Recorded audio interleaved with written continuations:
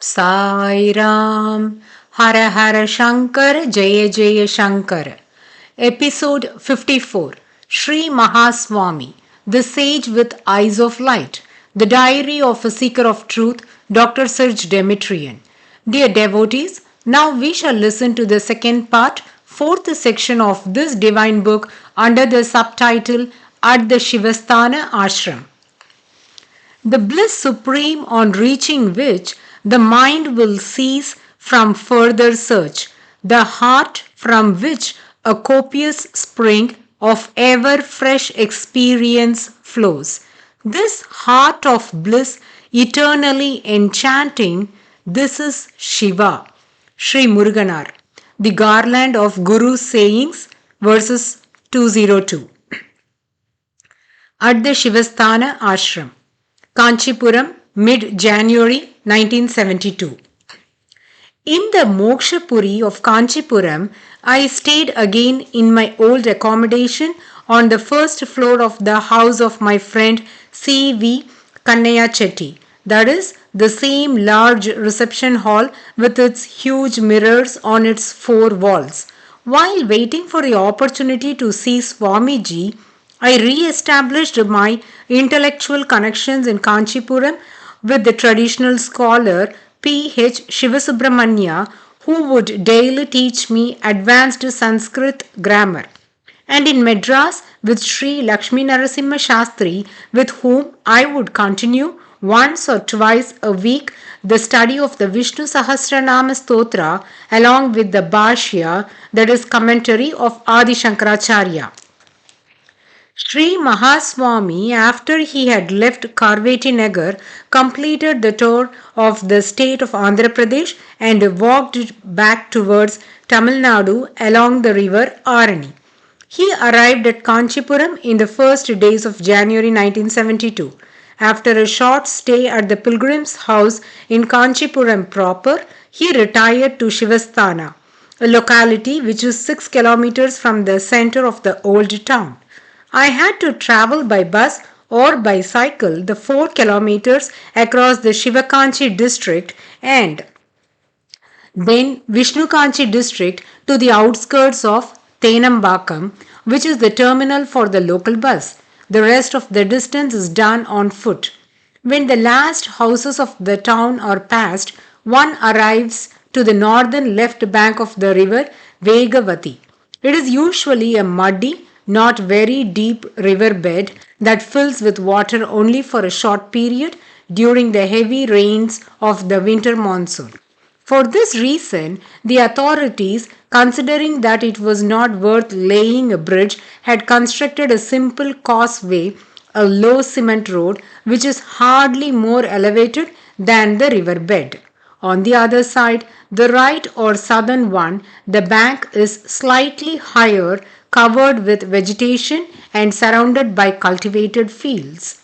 On the top of it, the perched fronds of the coconut trees overlook a low, concealed expanse. At the first turn of the road, one discovers on the right side a short white tower, a gopura, the truncated pyramid so characteristic of the temples of South India. After some 200 meters, Shivasthana appears. One crosses through a door in a fence of cut branches that opens towards the east. There is an atmosphere of peace that welcomes me into the interior of the large yard where nothing hurts the sensibility, neither forms nor colors, as the place seems almost ethereal. On the right side of the entrance, there is the low, oblong hut inhabited by Sri Mahaswami. His new ashram sits squarely in front of the small temple erected on the western side. The temple is squat, rectangular, imposing in height due to its tower painted in white and supervised by a large all-black Nandi in front. In all, there is a gradation of volumes that mount inexorably towards the horizontal crest of the Gopura.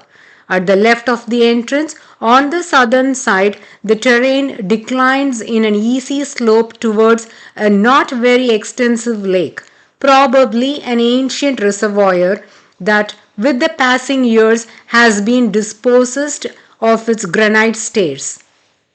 Some scattered trees surround the yard, mostly on the northern side. From my very first visit, after the three habitual rounds, that is pradakshina, along the right of the temple and of the hut, as a salute and a token of respect, I directed my attention towards the new residence of Swamiji.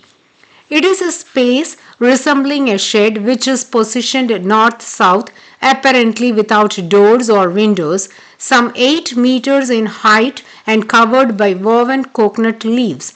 The two longer walls, some 2 meters in height, oriented respectively to the east and the west, are made out of brick in the lower half.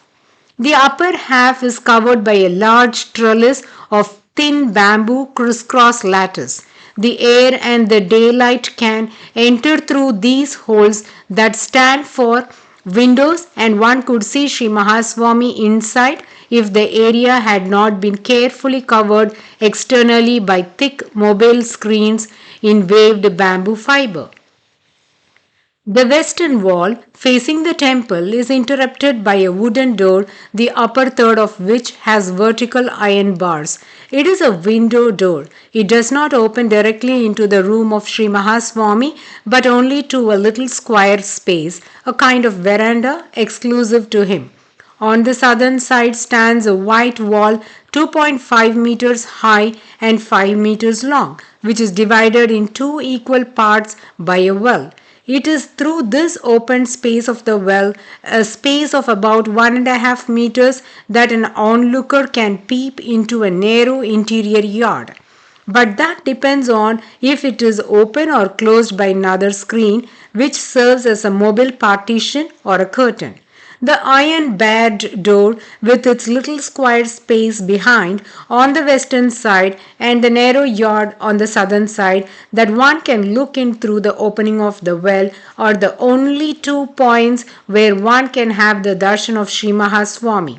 This seems to me all quite surprising after one could freely see him for months and months during the last 2 years.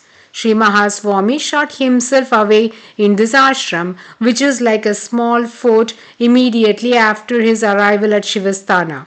Nobody has permission to enter. Even the food is served to him through a narrow opening in the northern wall of the hut, where the kitchen and the assistants' quarters are. During my first visit to Shivasthana, after having attentively inspected the novel layout, which looked more like a prison, I stood for a long time in a pensive mood.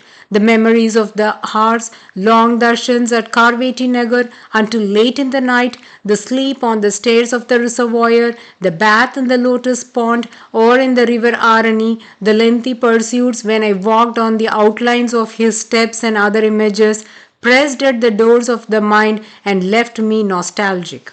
Now I could see only locked doors and closed thick tied screens on the windows and at the opening of the well, which blocked even the tiniest crevice.